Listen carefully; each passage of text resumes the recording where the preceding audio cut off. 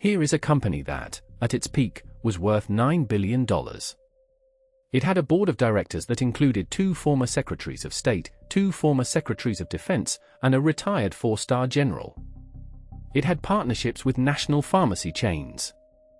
It had a 20-something founder in a black turtleneck who was called the next Steve Jobs, and a magazine cover to prove it. On paper, that founder was worth $4.5 billion. And the product at the center of all of it, the miracle machine that justified every dollar of that valuation, did not work. Not worked poorly. Did not work.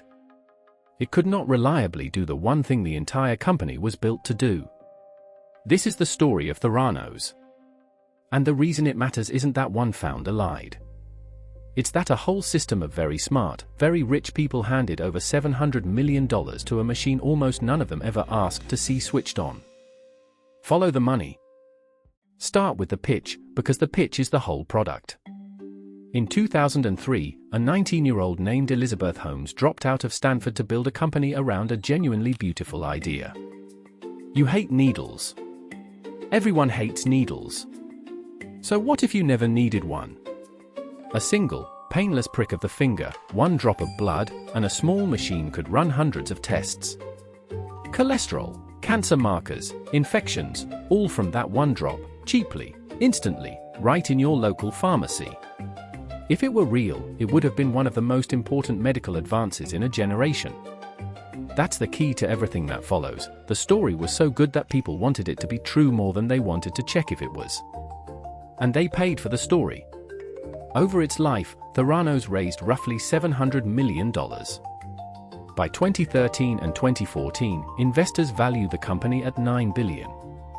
Holmes owned about half, hence her $4.5 billion paper fortune, and a run of magazine covers anointing her the world's youngest self-made female billionaire.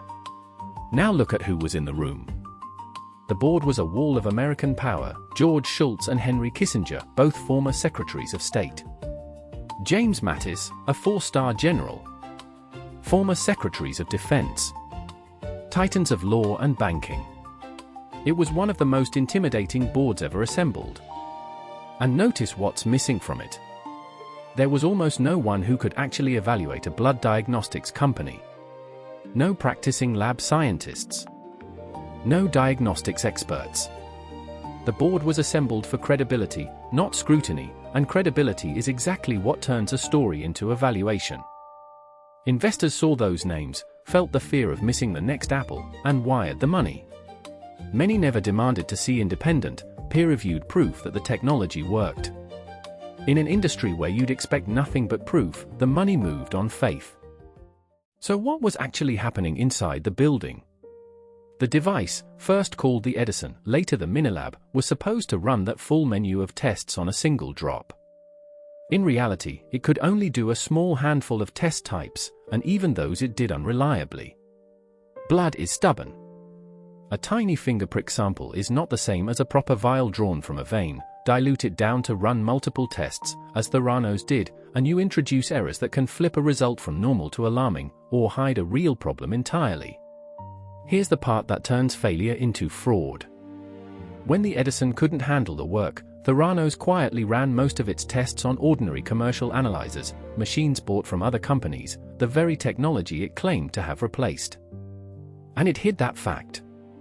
When investors and partners came for demos, the company is documented to have staged them. A finger prick would go into the proprietary machine, and the device would appear to whir and produce a result, while, in some cases, the actual analysis happened elsewhere, or a stored result was displayed.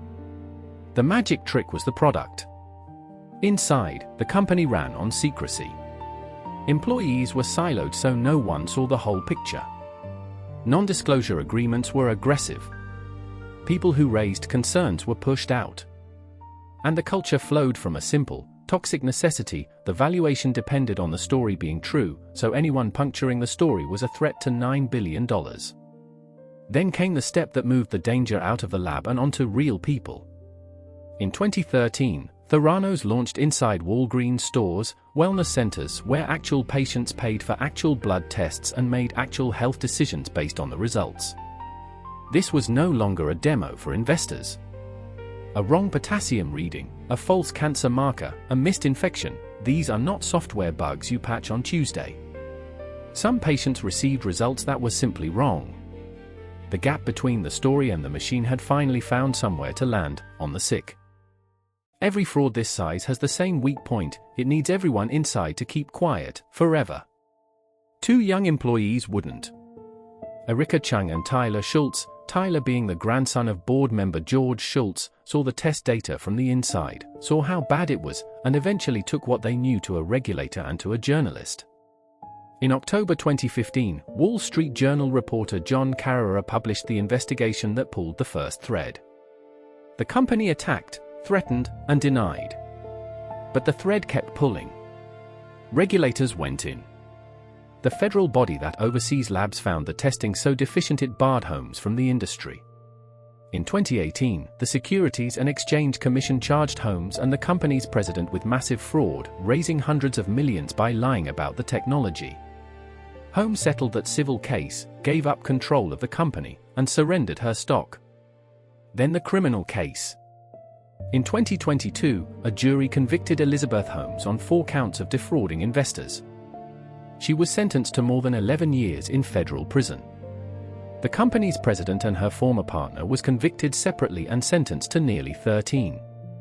Theranos, the $9 billion future of medicine, ended as a cautionary case study taught in business and law schools, and a prison sentence.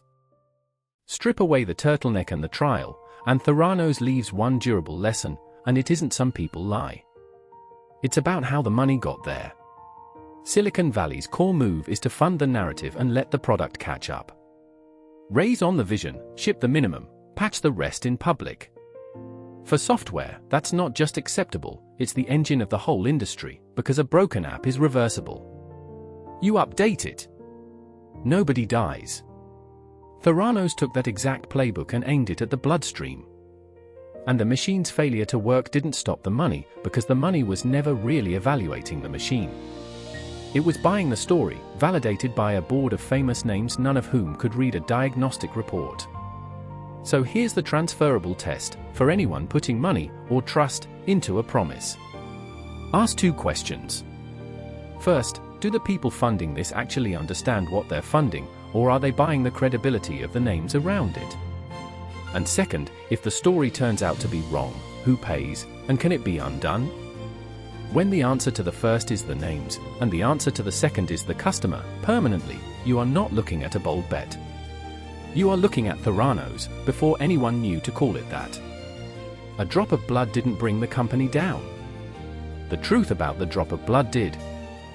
$9 billion, built on a machine that couldn't run one honest test. Next week, the airline that quietly became a credit card company, and makes more money from your points than from flying you anywhere.